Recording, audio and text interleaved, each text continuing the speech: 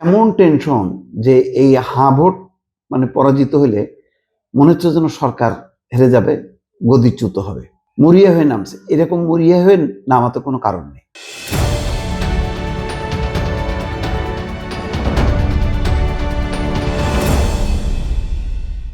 গণভোট নিয়ে একটা পেজগির মধ্যে পড়ছে সরকার, এটা মোটামুটি বোঝা যাচ্ছে। শিরোনামটা হচ্ছে এই: প্রজাতন্ত্রের কর্মচারীদের গণভোটে হাঁ বা না এর পক্ষে প্রচার দণ্ডনীয়। তার মানে দণ্ডনীয় অপরাধ। তো সেই অপরাধ তো অলরেডি ঘটায় দিছে। উপদেষ্টারা যেভাবে কর্মচারীদের হাঁ ভোটের পক্ষে নামায় দিছে, রাষ্ট্রের প্রচার যন্ত্র ব্যবহার করছে, টাকা পয়সা খরচ করছে, তো এই অপরাধ তো অলরেডি করে ফেলছে। এখন কি হবে?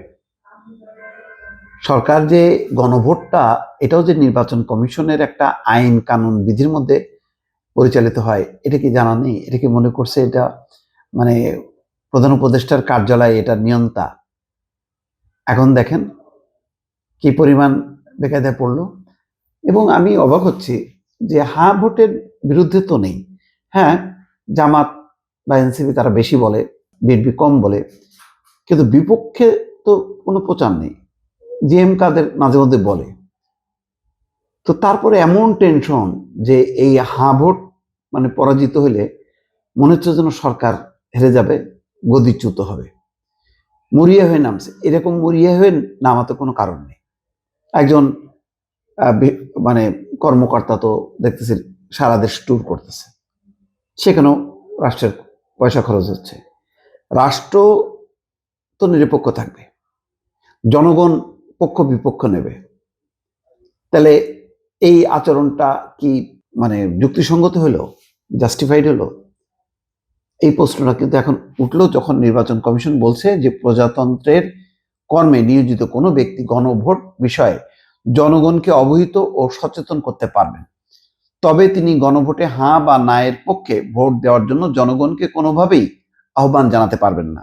বৃহস্পতিবার সব রিটার্নিং কর্মকর্তাকে দেওয়া চিঠিতে নির্বাচন কমিশন বলছে, এই ধরনের কার্যক্রম গণভোটের ফলাফলকে প্রভাবিত করতে পারে, যা গণভোট অধ্যাদেশ 2025-এর ধারা 21 এবং গণপ্রতিনিধিত্ব আদেশ 1972-এর অনুচ্ছেদ 86 অনুযায়ী একটি দণ্ডনীয় অপরাধ বলে গণ্য হবে।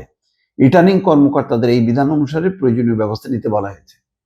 তাহলে ইতিমধ্যে যে হয়ে গেল, নির্বাচন কমিশনও বা এত দেরিতে এই কথাটা কেন বললো? আগেই তো বলার দরকার ছিল, যখন নাকি বলতেছে যে গণভোটের পক্ষে সবাইকে আওয়াজ দিতে হবে এবং সরকার নামতে পারবে।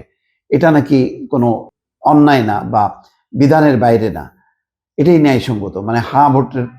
হায়ের পক্ষে ভোট দেওয়ার জন্য উদ্বুদ্ধ করা।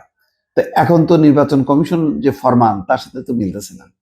কিন্তু যেটা ঘটে গেল, সেটার কি হবে?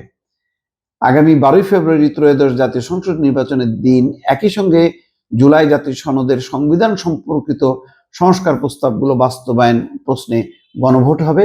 সরকার ইতিমধ্যে হাঁ ভোটের পক্ষে ব্যাপক প্রচার চালাচ্ছে। সরকারের উপদেষ্টাদের পাশাপাশি বিভিন্ন সরকারি, আধা সরকারি, স্বায়ত্তশাসিত প্রতিষ্ঠানও প্রচারে অংশ নিচ্ছে। একটি পক্ষ নিয়ে প্রচার চালানোর সুযোগ আছে কিনা, এই প্রশ্ন বেশ কিছুদিন ধরে আলোচিত ছিল।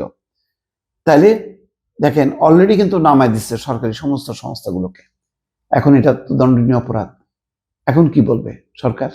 এটা হলো প্রশ্ন।